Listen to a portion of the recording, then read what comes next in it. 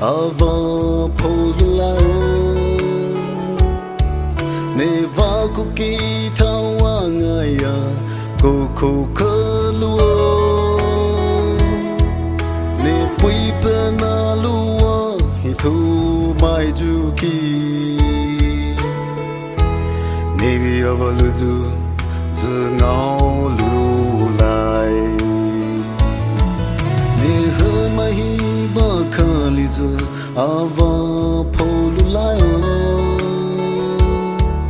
ne va kuki thawangaya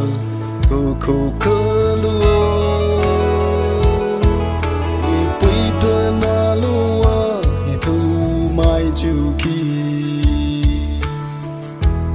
Nevi avaludu zngao lu lai Neyo sulmuhe Avanune se hawa buma Anane no sahita lujuki Neya avai taulu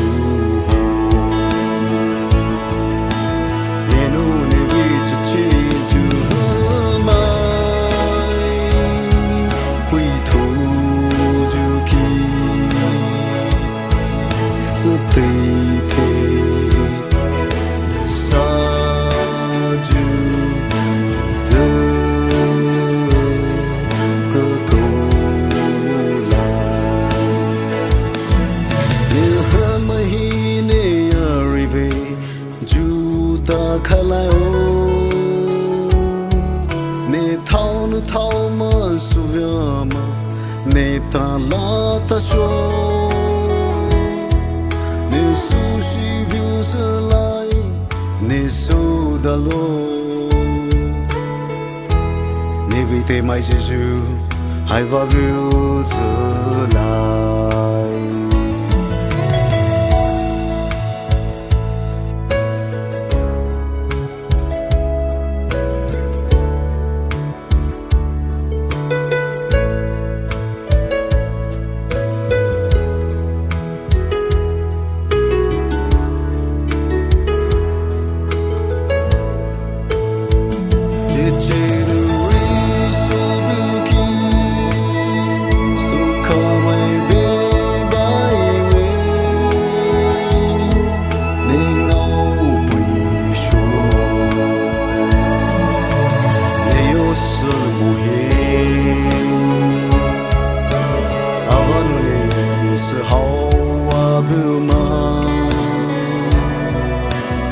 Anane no sahita luju